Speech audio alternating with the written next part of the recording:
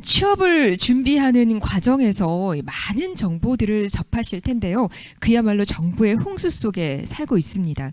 그러다 보니까 어떤 정보가 나에게 도움이 될지 판단하는 것이 쉽지가 않은데요. 이어지는 강연에서는 이력서와 면접에 대한 오해 그리고 진실에 대해서 짚어주신다고 합니다. 나비앤 파트너스 대표 파트너이자 국민대학교 경영대학 겸임교수를 맡고 계신 유재경 교수님께서 강연 수고해 주시겠습니다. 함께 만나보시죠. 네, 반갑습니다, 여러분. 오늘 이력서와 면접에 대한 오해와 진실이란 주제로 여러분들을 만나게 돼서 너무 반갑습니다. 제가 이런 강의 많이 하는데 또 오늘은 이렇게 유튜브로 송출이 된다고 하니까 조금 긴장되기도 하는데 집에서 편안한 자세로 듣고 계시겠지만 또 진지하게 임해 주시면 감사하겠습니다. 그리고 유튜브에 그 채팅을 할 수가 있죠. 예, 질문이 있으시면 많이 올려주시면 제가 또 취합을 해서 중요한 질문에 대해서는 답변을 좀 드리겠습니다. 자, 이력서와 면접에 대해서 많은 분들이 오해를 많이 하고 계십니다. 이력서 쓰고 면접하는 거 다 그런 거 아니야 라고 생각하지만 오해가 너무 많으셔서 제가 오늘 오해 5가지를 가지고 왔습니다. 그거에 대한 얘기를 좀 같이 나누겠습니다. 저는요, 제 마지막 직장은 서치펌 헤드헌팅 회사라고 하죠. 예, 헤드헌팅 회사에서 일을 했고요. 제가 책도 많이 썼습니다. 지금 온라인 서점에 중고가 많이 남아 있는데 오늘 제가 드릴 강의 내용은 요 4차 산업혁명 시대에 내 자리는 안전한가 하고 35 출근하기 싫어졌습니다라는 제 책에 있는 내용들을 좀 준비해서 가지고 왔습니다. 그리고 저는 2012년부터 공공기관의 전문 면접관으로 활동을 했는데요. 그러니까 벌써 한 10년이 됐죠. 그리고 본격적으로 활동을 한 건 7년 정도가 됐고 한 80여 개의 기업의 전문 면접관으로 활동을 했습니다. 그래서 오늘 전문 면접관의 경험들을 여러분과 좀 같이 나누도록 하겠습니다. 자, 첫 번째 오해는요. 많은 분들이 이렇게 생각하세요. 취업 준비의 첫걸음은 이력서 쓰기다. 네, 취업 준비 어떻게 해야 돼요? 그러면 이력서 먼저 써야죠. 이력서 쓰기가 첫 번째 아닌가요? 라고 얘기하는데 절대 그렇지 않습니다.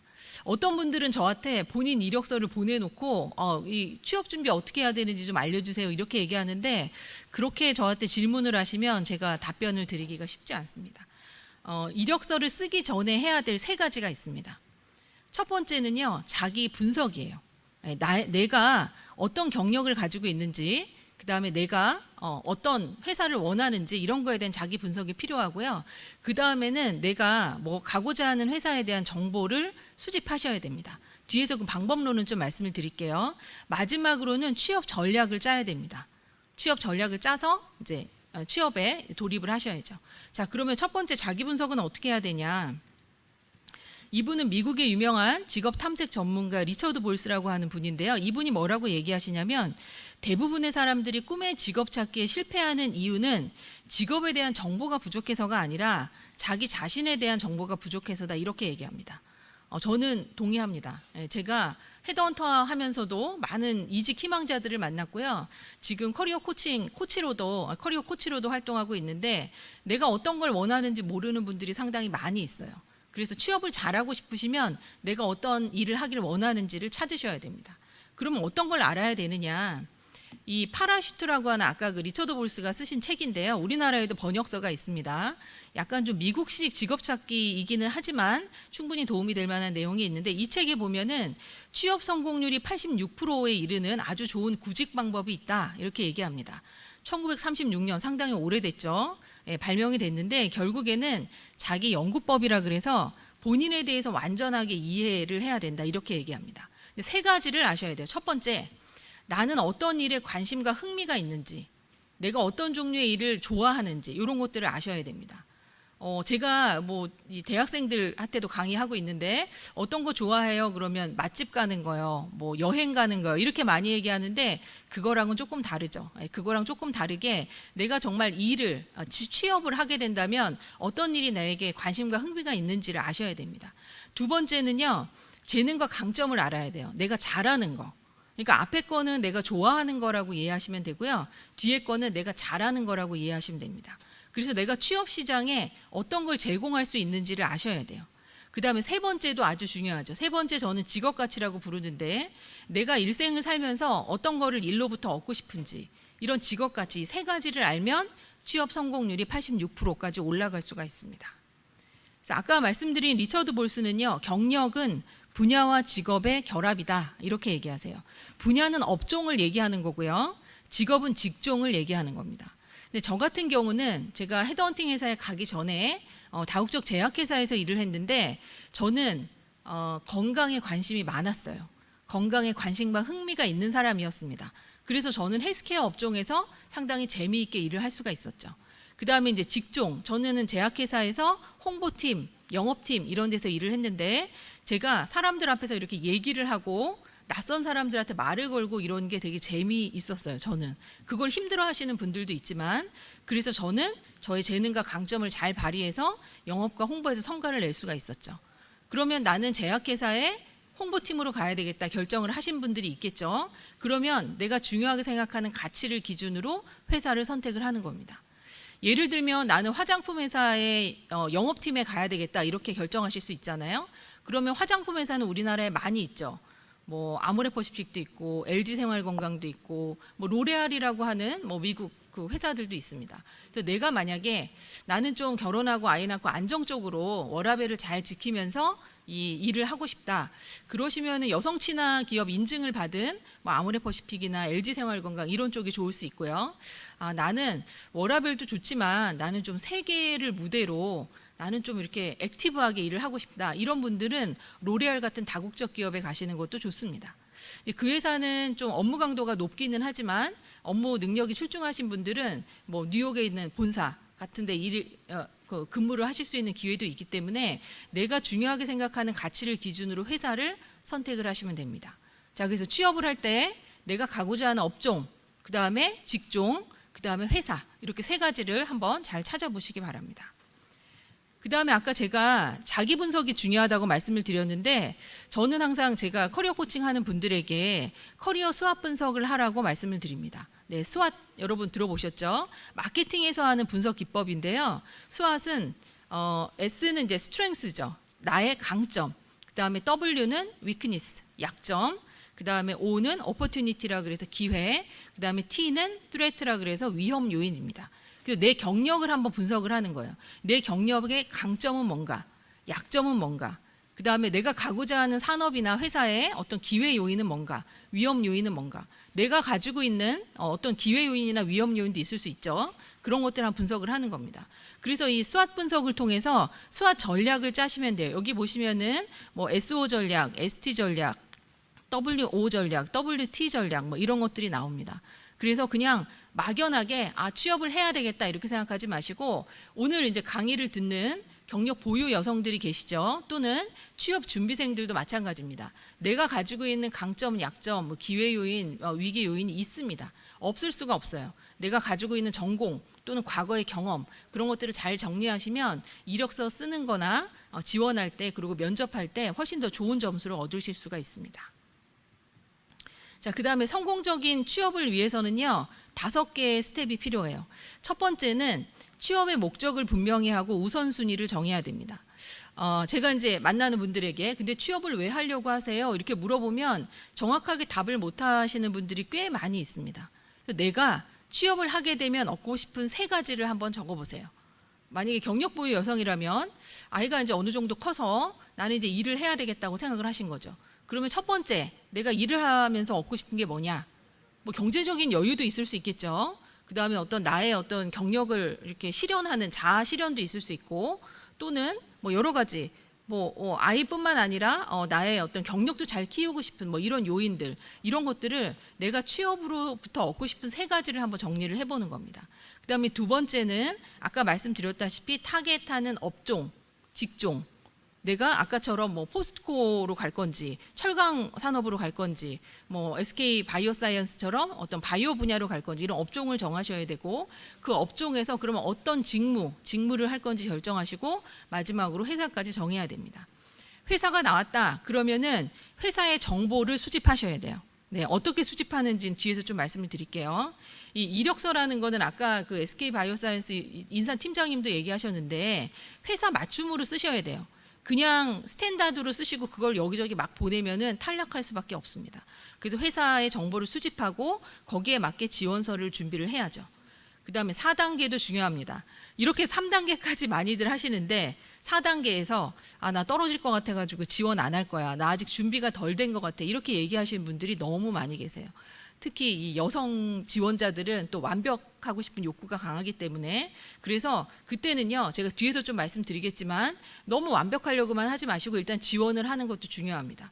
그리고 지원을 해야 내가 탈락을 하는지 합격을 하는지 알 수 있어요. 가능 여부를 확인할 수 있는 거는 지원하는 게 제일 빠른 겁니다. 그리고 만약에 탈락을 했다 그러면 왜 실패했는지 실패 요인을 정확히 분석을 하셔야 돼요.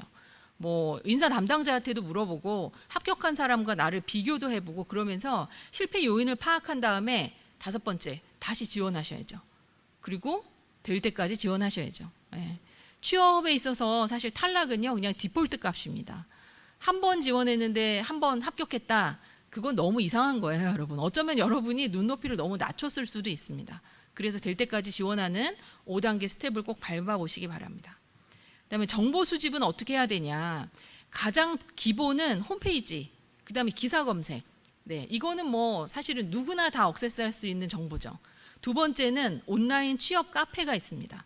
저도 여러 군데 이렇게 가입이 돼 있는데 예를 들면 뭐 국준모라 그래가지고 국민건강보험공단을 준비하는 사람들이 만든 국준모라는 인터넷 카페가 있습니다. 거기에 들어가시면은 이 국준모를 통해서 국민건보에 입사하신 분들이 자기 그 스펙 같은 걸 다 적어놨어요. 나는 서울중위권대학에 학점이 몇 점이고 뭐 NCS는 몇 점 받았고 여기는 몇 번 시험을 봐서 붙었다. 그다음 면접에서는 이런 질문이 나왔고 내가 이렇게 해서 이렇게 붙었다. 이런 얘기들이 너무 많이 나와 있습니다. 그래서 온라인 취업 카페를 잘 활용하시면 취업에 상당히 유익한 정보들을 얻으실 수가 있습니다. 그다음에 한 단계 더 들어간다면은 여러분 그 회사에서 일하고 있는 현직자 또는 과거에 일했던 전직자 그런 분들을 만나시는 게 인터넷에 떠도는 정보보다 훨씬 유익한 정보를 얻으실 수가 있죠. 이런 사람들은 어떻게 만나냐? 뭐 여러 가지 방법이 있습니다. 뭐 대학에서 이렇게 취업센터 같은 데서 연결을 해주기도 하고요. 제가 뒤에 현직자 멘토링 플랫폼들을 좀 말씀을 드리겠습니다.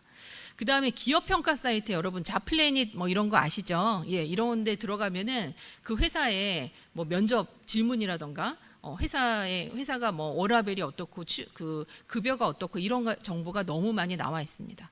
그래서 여러분들이 이런 정보를 충분히 수집하지 않고 취업 전략을 세우게 되면 또 후회하고 퇴사를 해야 되는 상황들이 있기 때문에 이런 것들을 꼭 검토를 하시기 바랍니다.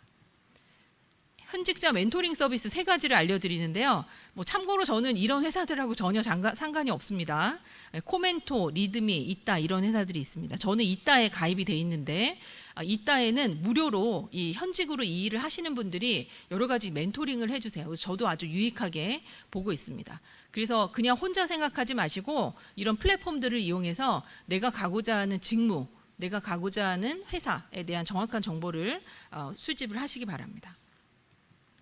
그 다음에 오늘 강의를 들으시는 분들은 이제 경력 보유 여성이 많으실 것 같은데 제가 몇 가지 좀 조언을 드리고자 합니다. 첫 번째는요, 경력 보유 여성은 일단 경력이 단절된 부분이 있잖아요.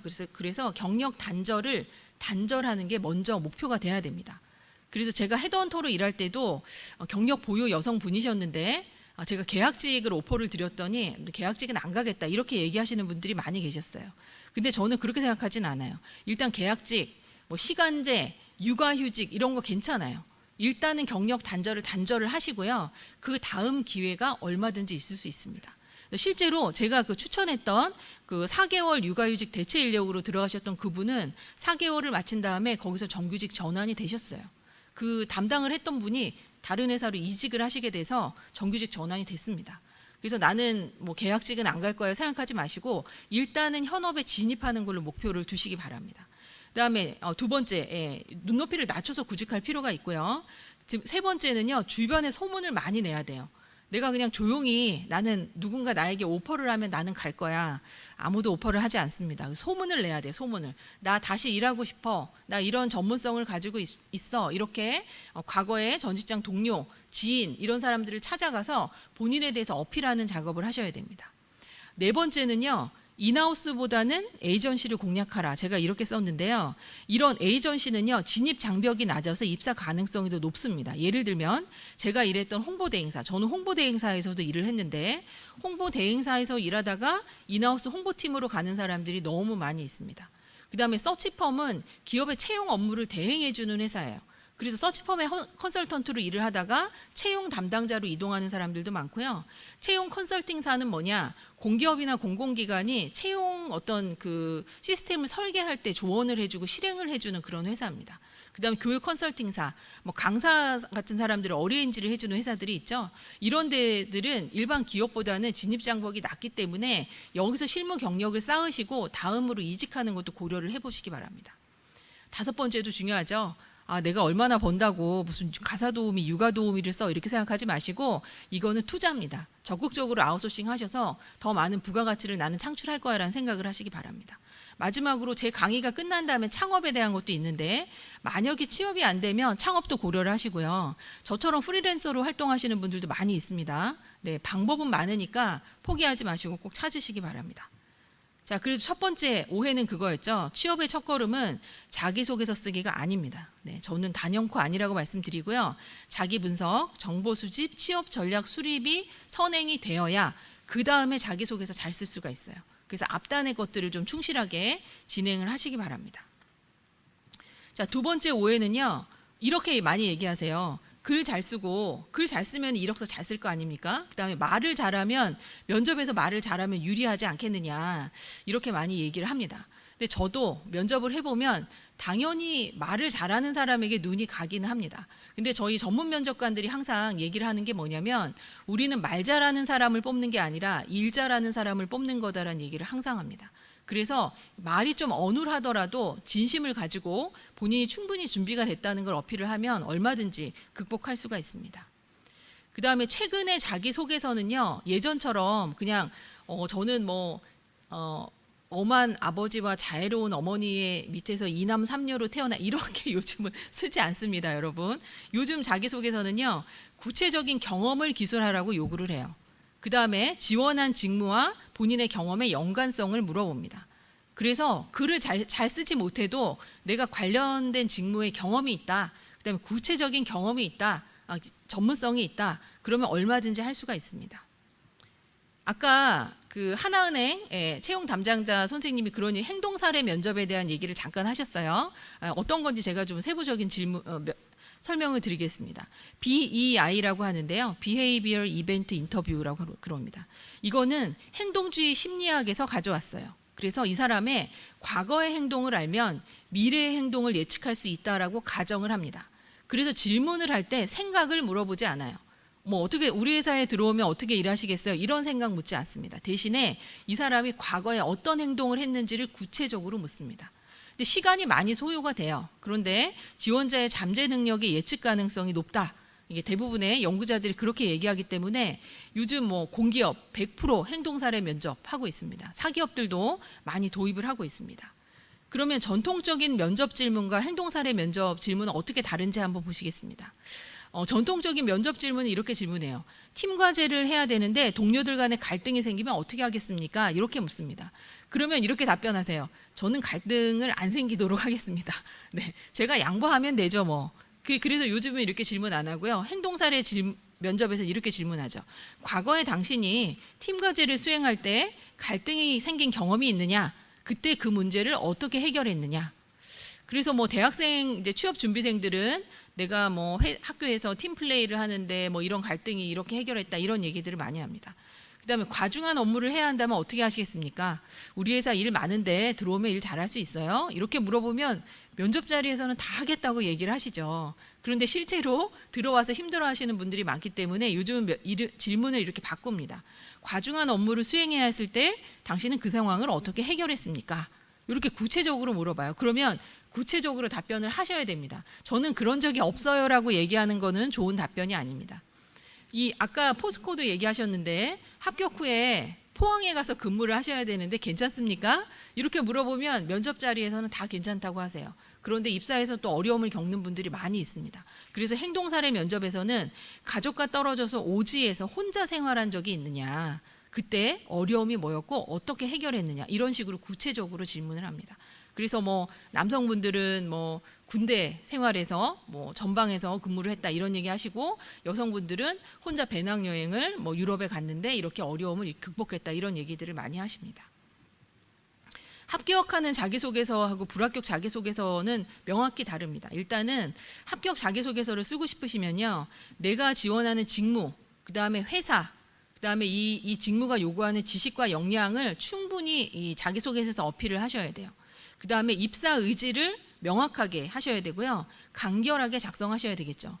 저같이 이제 저도 자기소개서 평가를 하는데 이 옆에처럼 문장이 산만하고 핵심이 파악이 불가하고 이러면 평가하기가 너무 어렵습니다. 저희는 시간에 항상 쫓기기 때문에 간결하게, 그 다음에 회사와 업계에 대해서 깊은 이해가 있으셔야 돼요. 아까 SK 바이오사이언스도 그런 얘기 하셨잖아요.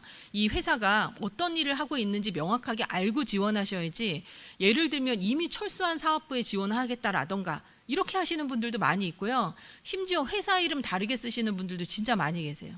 다 탈락입니다. 그 막 붙여넣기 해가지고 막 보내다 보니까 절대 그렇게 하시면 안 됩니다. 지원 기업과 직무기술 오류하시는 분들 너무 많고, 또 자기소개서 밤에 쓰지 말라고 많이 얘기합니다. 너무 추상적이거나 장황하게 쓰는 거 절대 좋지 않습니다. 합격을 부르는 자기소개서 3가지 조건이 있는데요. 첫 번째는요, 타인과 차별화된 경험을 어필하셔야 돼요.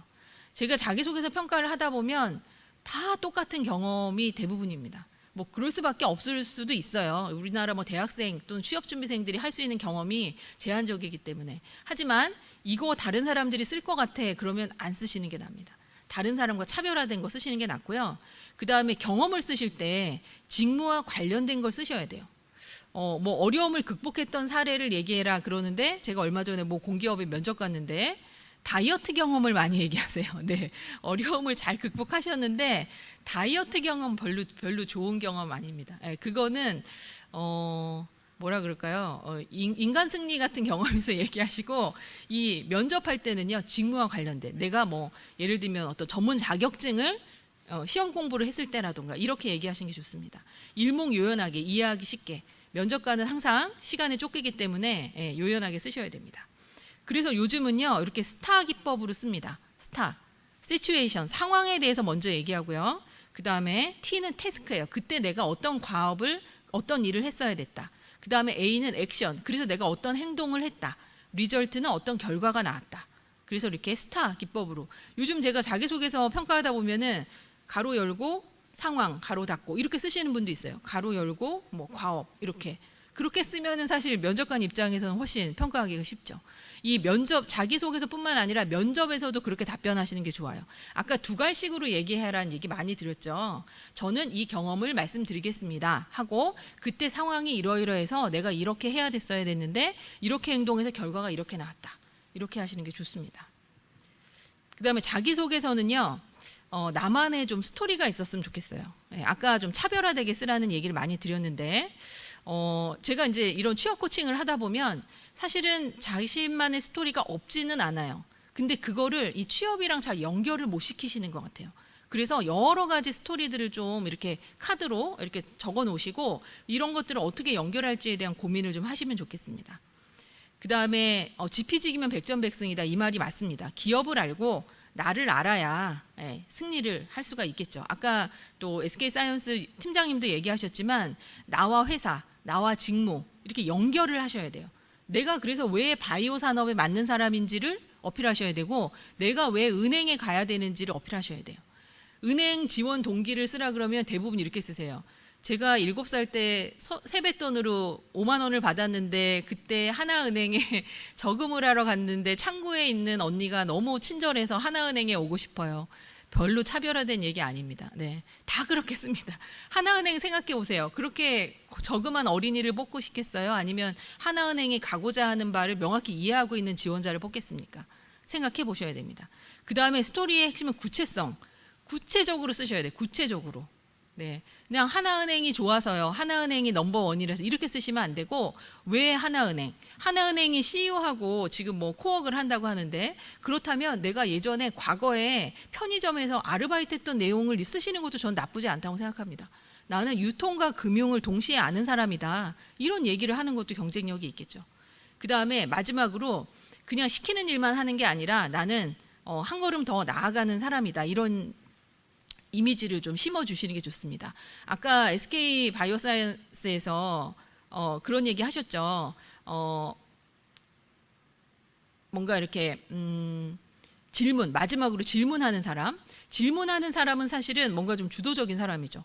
나 그냥 평균만 가겠다 이렇게 가는 게 아니라 나에 대해서 좀 적극적으로 내가 회사에 대해서 얼마나 잘 알고 있는지에 대한 얘기를 하시는 게 좋습니다.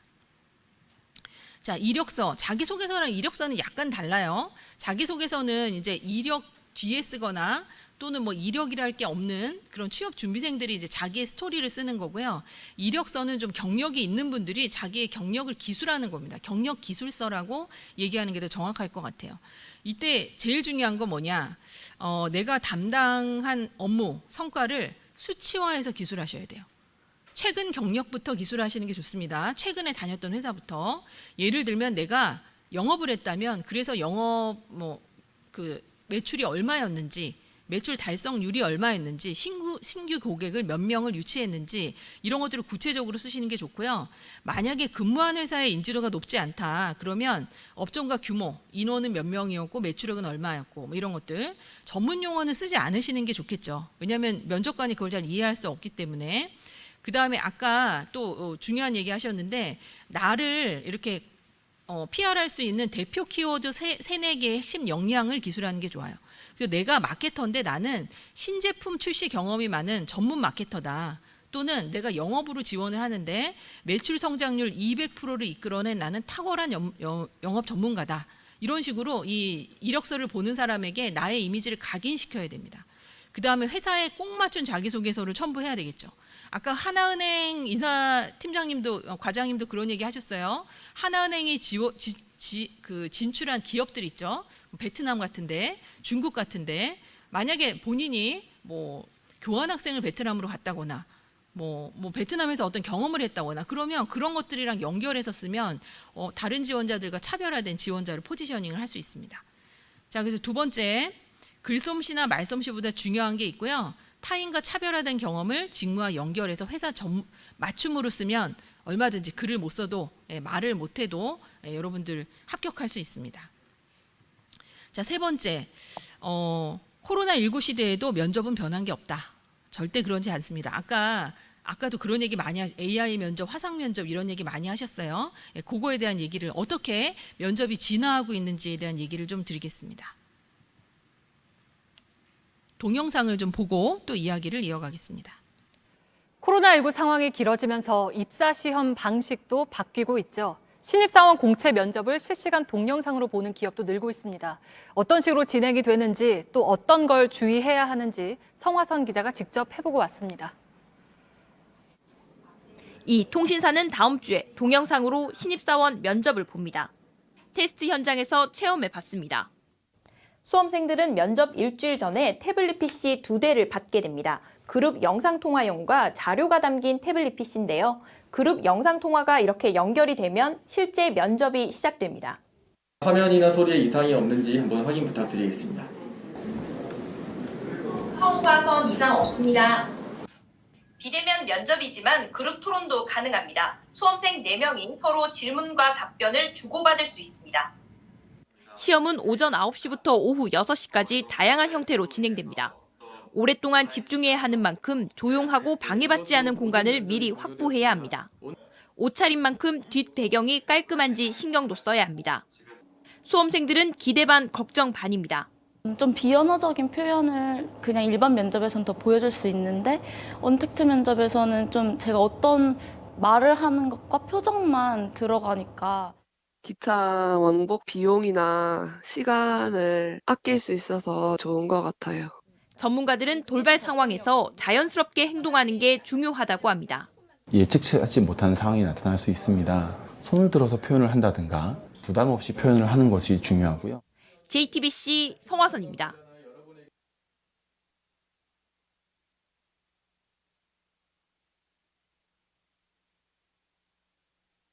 면접은요, 화상 면접 많이 진행했습니다. 특히 뭐 인턴 같은 경우는 거의 대부분 화상 면접으로 진행했고요. 신입사원 경우에도 화상으로 하는 경우들이 많이 있습니다. 이 작년부터 이제 코로나19가 확산되면서 채용 시장이 달라지고 있는데 화상 면접, AI 면접의 비중이 점점 많아지고 있는 추세입니다. 그런데 이제 취업 준비생들은 사실 AI 면접이나 화상 면접이 어떤 코로나 시국에 더 안전하다. 그다음에 집에서 하기 때문에 조금 더 편안하다. 아까 뭐 그 교통비 같은 거 이런 것도 아낄 수 있어서 좋다. 이렇게 얘기를 많이 하고 계세요. 그런데 주의할 점이 분명 있습니다. 아까 발표자도 간단히 얘기를 하셨는데 일단 이게 온라인 면접이기 때문에 온라인 환경과 오프라인 환경을 조금 점검을 하셔야 돼요. 이 온라인 면접에서 사용하는 프로그램이 있습니다. 줌 같은 걸 쓰는 경우도 있고요. 아까 SKT처럼 SK가 어떤 개발한 프로그램을 쓰는 경우가 있는데 이런 것들을 사전 세팅하고 조작법을 충분히 익히셔야 돼요. 제가 화상 면접 하다 보면 제 시간에 못 들어오는 지원자들이 꽤 있습니다. 아무래도 좀 점수가 좀 낮아질 수 있죠. 제 시간에 들어와야 되니까. 그다음에 인터넷 속도나 네트워크 환경. 우리 집이 5G가 아니다. 그러면 다른 장소, 뭐 스터디 카페 룸을 이렇게 예약을 하거나 그게 훨씬 날 수도 있습니다. 카메라 설정 확인하셔야 되고 노트북 배터리, 그다음에 핸드폰으로 하기보다는 노트북이 조금 더 안정적이라서요. 노트북을 권해드리고요. 그다음에 오디오 장치, 마이크를 쓰는 이어폰을 쓰는 것도 좋고요. 온라인용 마이크, 저는 이제 마이크를 많이 활용하는데 권장하고 있습니다. 그다음에 면접 하루 전에 리허설 같은 거 해보고 정해진 시간보다 일찍 접속해서 문제가 없는지 확인하셔야 됩니다. 오프라인 환경 점검도 상당히 중요한데요. 일단 소음이 없는 조용한 곳을 확보를 하셔야 돼요. 카페는 절대 좋지 않습니다. 네, 시끄러워요. 스터디 룸을 예약을 하시는 게 좋고요. 집에서 한다면은 아까 화면에 보이는 배경을 좀 확인을 하셔야 됩니다. 네, 제가 모 공기업에 갔는데 거기에는 이제 녹화가 돼 있었는데 정말 극명하게 다 보이더라고요. 그래서 지저분한 옷을 좀 치운다던가 뭐 좀 깨끗한 벽에서 한다던가 이런 것들이 필요하고요. 만약에 뒤에 창문이 있으면요, 역광 때문에 얼굴이 까맣게 보이는 경우도 있습니다. 그래서 조명도 확인을 하시는 게 좋고요. 가상화면, 줌 같은 경우는 가상화면을 쓸 수가 있습니다. 근데 가상화면은 좀 보수적으로 신중하게 결정하셨으면 좋겠어요. 너무 막 해변이라던가 막 노을이라던가 그런 것들은 적합하지 않고요. 그냥 차분한 어떤 뭐 도서관이라던가 이렇게 좀 차분한 방 이런 게 좋고요. 복장은 가급적 아무리 집에서 하지만 정장을 하시는 게 좋죠. 너무 티셔츠 입고 하시는 분들도 저는 봤습니다. 마스크는 착용하지 않는 게 좋아요. 그 면접관은 사실 그 지원자의 얼굴 표정도 보기 때문에 집에서 할 때는 마스크 착용하지 않고요. 집에서 할 경우 가족에게 면접 진행 시간 알려주지 않으면 엄마가 문 열고 아무개야 밥 먹어라 이렇게 하십니다. 그래서 그 문에다 써 붙여 놓던가 이런 것들을 하셔야 됩니다. 그 다음에 노트북 거치대나 두꺼운 책을 이용해서 노트북을 시선보다 높게 놔야 아까 팀장님 얘기하신 대로 콧구멍이 잘 보이지 않습니다. 시선을 좀 높게 두는 이런 것들이 필요하고요. 기타 사항은 이 온라인 면접은 사실 좋은 게 내가 뭔가를 이렇게 좀 얘기해야 될 때 메모를 붙여놓을 수 있습니다. 근데 그 메모를 대놓고 보면 안 돼요. 대놓고 읽는 사람들이 있는데 그런 분들은 감점입니다. 그래서 내가 면접에서 이 얘기는 꼭 해야 되겠다. 그러면 키워드 중심으로 메모지를 붙여놓는 게 좋고요. 카메라하고 적정 거리를 유지해서 얼굴을 보이도록 하고 면접은 주로 다수의 면접관 지원자 1명 이렇게도 하고요. 다수 면접관, 다수 지원자 이렇게도 합니다. 그때 좀 임팩트 있게 얘기하셔야 되고 다른 지원자가 답변할 때도 고개 숙이고 뭐 혼자 생각하다가 그렇게 하지 마시고 좀 적극적인 모습을 보이는 게 좋습니다. 리허설 촬영을 한번 해보시기를 권해드립니다. 그 다음에 AI 면접 아까 어디죠? SK 바이오사이언스인가 거기도 AI 면접을 한다고 그랬는데 많은 기업들이 AI 면접을 도입을 하고 있습니다. 그래서 처음에는 이제 뭐 마이크 테스트 하고요. 기초 질문 한 다음에 성향 체크, 인적성 검사랑 유사하다고 하고 전략 게임, 심층 면접 뭐 이런 것들을 합니다. 근데 제가 요거는 AI 면접은 사실 쉽지가 않고요. 잘 알아보시면 AI 면접을 무료로 체험할 수 있는 그런 서비스를 제공하는 곳들이 있습니다. 그래서 한번 AI 면접에 조금 익숙해지는 경험을 하시면 잘 할 수 있다고 저는 생각을 하고요. 제가 이제 면접관으로 활동하는 입장에서는 AI 면접으로 당락을 결정하는 경우는 많지 않습니다. 대신에 그 AI 면접 검사지를 면접할 때 전문 면접관한테 제공해서 저희가 다시 한번 검증하게 하는 게 거의 대부분입니다. 그래서 나는 AI 면접 너무 못해서 안 될 거야라고 생각하지 마시고 어느 정도 하시고 그다음에 면접에서 본인의 기량을 발휘하시는 것도 얼마든지 가능합니다. 자, 그래서 세 번째 진실은요. 코로나19 시대에 면접도 진화했기 때문에 화상 면접이나 AI 면접에 익숙해져야 합격할 수 있습니다. 이런 부분에 대한 준비도 충분히 좀 하시길 바랍니다. 자, 네 번째, 합격하려면 이력서 잘 쓰고 면접 잘 보면 된다. 네, 이렇게 생각하시는 분들이 많이 있는데 이거는 기본이죠, 기본. 근데 저는 합격을 위해서는 플러스 알파가 필요하다고 항상 말씀을 드립니다. 플러스 알파를 3가지 정도 준비를 했는데 첫 번째는 땡큐 메일이라고 얘기합니다. 땡큐 메일이라는 거는 면접이 끝난 다음에 감사 인사를 전하는 메일을 얘기하고요. 개인 포트폴리오는 본인의 과거의 성과나 경력을 잘 어필하는 어떤 이렇게 좀 비주얼이 사진 같은 게 많이 들어간 개인의 포트폴리오. 그다음에 제안서는 내가 하고자 하는 일을 입사한 다음에 어떤 거 할 건지 구체적으로 정리한 그런 파일을 얘기합니다. 여기 글씨가 좀 깨졌네요. 네, 땡큐 메일은요, 면접이 끝난 후에 좋은 인상을 심어줄 수 있는 기회가 될 수 있고요. 면접 다음 날 또는 워킹데이 5일 이내에 면접관이나 채용 담당자에게 보내시면 됩니다. 내용은 본인에 대해서 간단히 소개하시고 면접에 기회를 준 것을 감사하고, 그다음에 면접에서 받은 회사에 대한 좋은 인상, 또는 이제 면접에서 내가 이런 얘기를 미처 하지 못했다, 또는 뭐 함께 일하고 싶다, 이런 얘기들을 하셔도 됩니다. 근데 한 가지 주의하셔야 될 점은 채용 절차가 명확히 정해져 있는 공기업이나 대기업은 부적절할 수 있습니다. 어떤 정해진 시스템을 존중하지 않는다라는 느낌을 줄 수 있기 때문에 이런 데서는 좀 신중할 필요가 있고요. 대신에 스타트업이나 작은 기업, 이런 기업에서는 강력한 입사 의지를 표명할 수 있는 도구가 될 수 있어요. 제가 실제로 헤드헌터로 일할 때 땡큐 메일을 잘 써서 탈락했다가 다시 합격하신 분이 있었습니다. 그래서 내가 그냥 면접만 잘 보면 된다 생각하지 마시고 마지막까지 나의 인상을 어떻게 각인할 것인지에 대한 고민을 해보시기 바랍니다. 개인 포트폴리오는요, 이제 이력서는 사실 텍스트 위주잖아요. 뭐 매출 달성률 뭐 200%, 300%. 근데 이거는 사진이나 도표 같은 걸 넣어서 비주얼 자료를 적극적으로 활용한 개인의 포트폴리오입니다.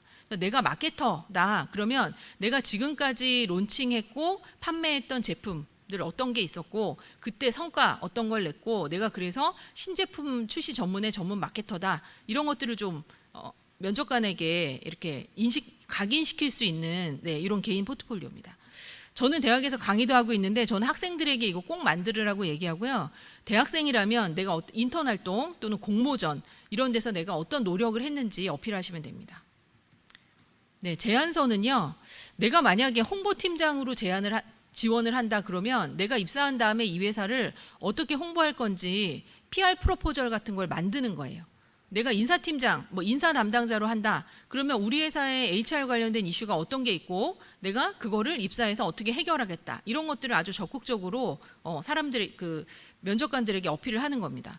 이런 것도 좋죠. 내가 지원하는 회사의 홈페이지나 어플리케이션, 은행 같은 경우에 요즘 앱이 다 있죠. 그래서 내가 앱을 하나은행, 우리은행, 뭐 신한은행 앱을 다 써봅니다. 다 써보고 각 사의 앱에 어떤 특징이 있고 어떤 점을 개선하면 좋은지 이런 것들을 어필하는 것도 저는 상당히 좋은 접근이라고 생각합니다.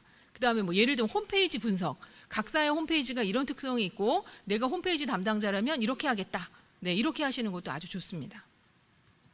합격을 위해서는 남들이 하지 않는 플러스 알파가 필요합니다. 그래서 나의 플러스 알파가 무엇인지 꼭 확인을 해보시기 바랍니다. 자, 이제 마지막 오해인데요. 완벽하게 준비가 되면 지원해야 된다라고 생각하시는 분들이 많이 있습니다. 이 이력서와 면접에 대한 오해, 5번째 오해에서는 이제 오늘 강의를 들으시는 분들이 여성분들이 많으시니까 어떤 여성분들의 성격적인 특성에 대한 얘기를 제가 드리려고 합니다. 하지만 이게 모든 여성이 100% 다 그런 건 아닙니다. 그렇지 않은 여성도 있고요. 남성 중에 이런 사람도 분명히 있습니다. 하지만 여러 연구 결과에서 여성이 이런 성향이 있다는 것이 과학적으로 입증이 됐고 나도 혹시 그런 성향을 가지고 있을 수 있기 때문에 이런 성향이 면접에 걸림돌이 되지 않는지 한번 점검을 해보시라, 이런 차원에서 제가 말씀을 드리는 거고요. 뭐 이래서 여성이 잘못했어 이런 얘기도 절대 아닙니다. 마음을 열고 한번 들어보시기 바랍니다. 여성들은요, 자신을 조금 과소평가하는 경향이 있어요. 이제 구글에서 자기 추천 승진 제도를 운영을 했는데 여성은 남성에 비해서 자기 추천 성향이 매우 낮습니다. 하지만 실제 승진한 경우를 보면 여성이 남성보다 많이 승진을 하게 된다는 거죠. 그다음에 HP의 사내 보고서에도 이런 얘기가 나오는데 사내에서 공개 채용을 할 때 남성은 필요 조건의 60%만 충족이 돼도 지원을 합니다.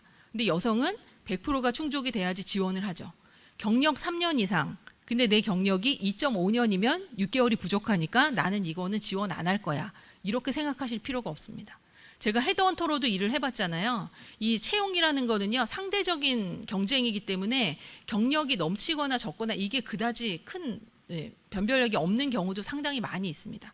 그래서 혹시 내가 지원을 하고 싶은데 망설여진다면 혹시 내가 과소평가하고 있는 거 아닌가? 이런 생각 한번 해보시기 바랍니다. 그 다음에 두 번째는요, 부정적 평가가 두려워서 도전을 멈추는 분들이 간혹 계세요. 그러니까 그런 거죠. 아, 지원했다가 떨어지면 나 너무 속상할 것 같아. 그래서 지원 안 할 거야. 이렇게 생각하시는 분이 있다면 내가 혹시 부정적 평가가 두려워서 그런가라는 생각을 해보셔야 됩니다. 이 타인에게 부적절하게 평가되는 거 또는 거절당하는 거에 대한 두려움을 가지신 분들이 있습니다. 근데 이거는 제가 아까 말씀드렸죠. 취업에서 탈락은요, 디폴트 값이에요. 탈락이 당연한 겁니다. 그리고 탈락의 그 이력이 쌓여서 합격이 되는 거예요. 그래서 혹시 내가 너무 실패가 두려워서 못하고 있는 건지 한번 생각해 보시고요. 세 번째는요, 완벽주의입니다. 네. 여성들이 이 상당히 완벽도가 높고 자격이 과잉이고 준비가 과잉인데 내가 완벽하게 준비됐다고 느낄 때 뭔가 도전을 하려고 하는 성향이 있습니다. 근데 완벽하게 준비된 때는 오지 않는 것 같아요.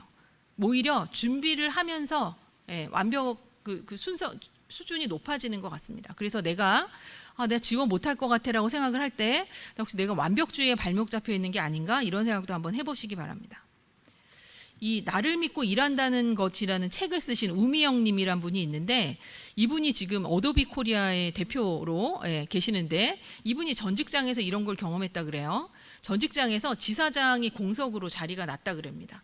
그래서 이분이 이제 헤드헌터가 그 지사장 자리를 여러 명을 찾았는데 결국에는 잘 못 찾고 있었대요. 근데 그 헤드헌터가 이분에게 당신이 한번 그 자리에 지원해 보는 게 어떻겠어요라고 얘기해서 이분이 본인이 본인을 추천을 하게 됩니다.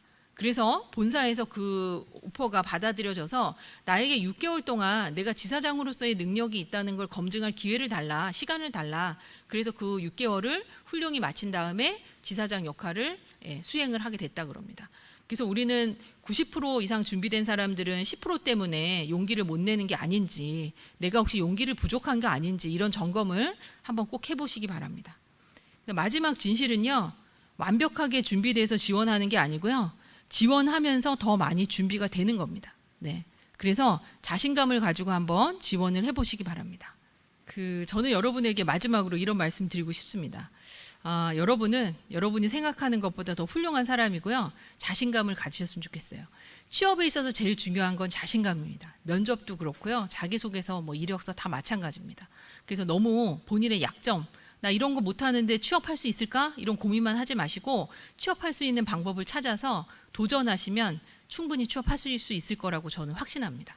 네, 여러분의 취업을 응원하면서 강의를 마무리하도록 하겠습니다. 감사합니다.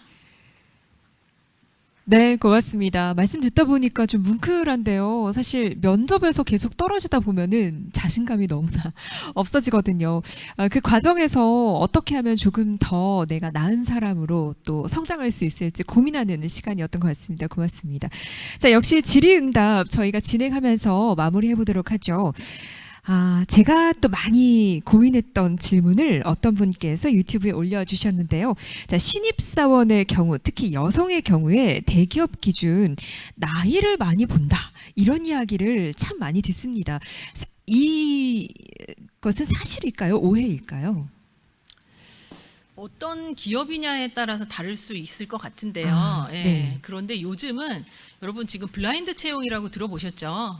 그래서 지원하는 사람이 어느 학교 나왔는지, 나이가 몇 살인지, 어느 지역 출신인지, 부모님의 직업이 뭔지 이런 것들 다 그런 정보를 수집하지 못하도록 정부에서 다 이런 규정들을 만들어서 하고 있고요. 이 블라인드 채용을 공기업, 공공기관, 공무원은 100% 하셔야 되고 많은 대기업들도 이렇게 채용을 받아들이고 있는 그런 추세입니다.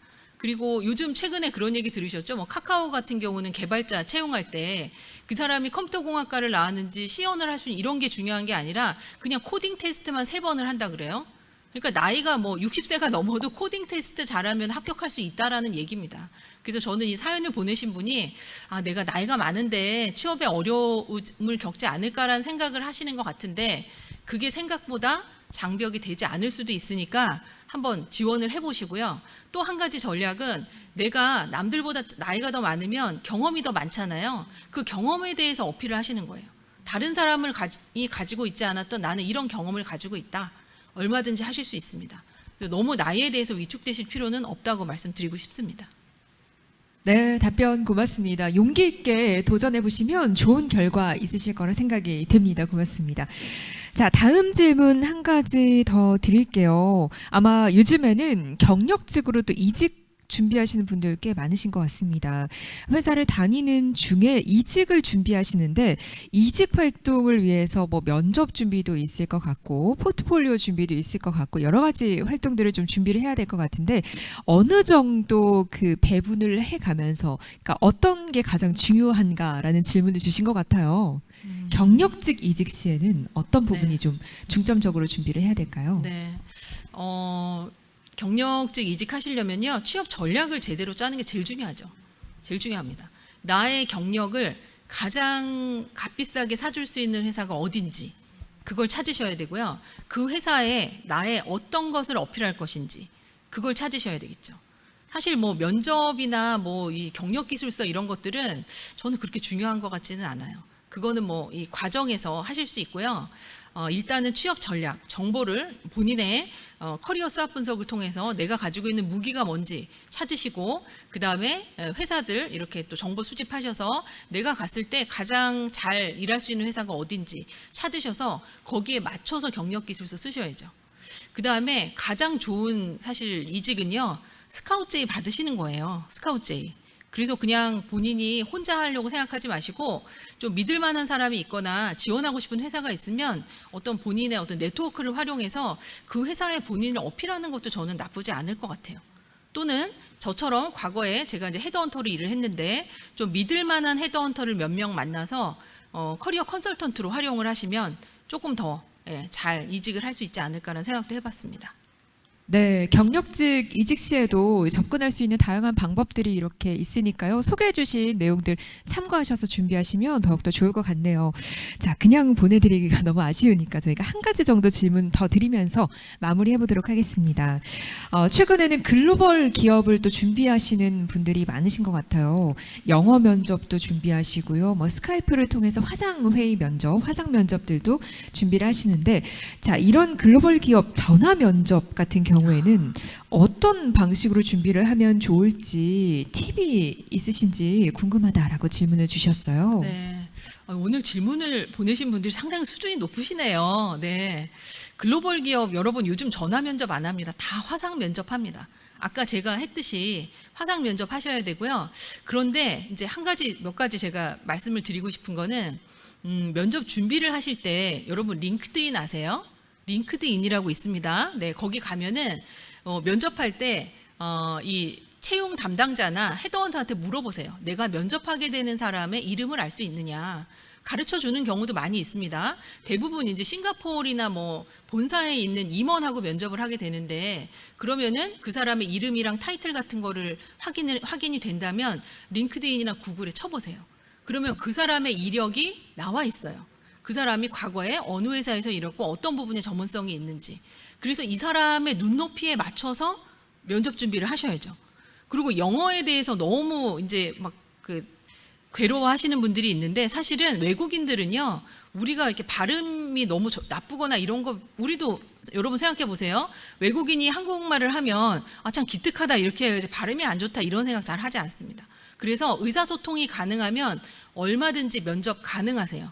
우리 뭐 아리랑 방송에 영어 캐스터를 뽑는 게 아니잖아요. 그래서 본인의 영어 실력에 너무 괴로워하지 마시고 이 면접 하게 되는 그 사람의 정보를 잘 찾아서 저는 보통 30개 정도의 예상 질문과 답변을 뽑으라고 얘기해요. 30개면은 웬만한 얘기 다 나옵니다. 그리고 그냥 내가 이 질문 나오면 이렇게 답해야지라고 생각하는 이렇게 준비해간 사람과 실제로 글로 하나하나 써서 준비한 사람은 답변의 퀄리티가 너무 많이 달라져요. 그래서 30개를 뽑아서 30개의 답변을 해보시고요. 집에 뭐 배우자가 있거나 동생이 있거나 믿을 만한 친구가 있으면 면접 리허설을 한번 해보세요. 그 영어 질문을 받고 그거에 대해서 답변하고, 그 다음에 외국인 면접관들은요, 그 사람의 각각의 이력 있죠. 이력을 꼼꼼하게 보고 그거에 대한 세세한 질문을 합니다. 네가 여기서 이런 프로젝트 했다는데 그거에 대해서 더 설명해 줄 수 있니? 근데 예전 거라서 기억이 안 나는 경우들이 있어요. 그래서 그런 것들을 이력서를 한 줄씩 한 줄씩 다 보면서, 아, 그때 내가 뭘 했고 성과가 이렇게 나왔고, 아, 이 사람은 이런 걸 중요하게 여기는 사람이니까 이때 이런 걸 강조해야 되겠다. 이런 나름의 전략을 가져가시면 얼마든지 합격하실 수 있습니다. 네, 난 영어 못하니까 못할 거야 생각하지 마시고요. 차분하게 꼼꼼하게 준비하시면 영어 면접, 화상 면접 얼마든지 잘하실 수 있습니다. 네, 답변 고맙습니다. 충분히 준비하고 연습하시고 또 자신감을 갖고 도전하시면 좋은 결과 있으시리라 생각이 됩니다.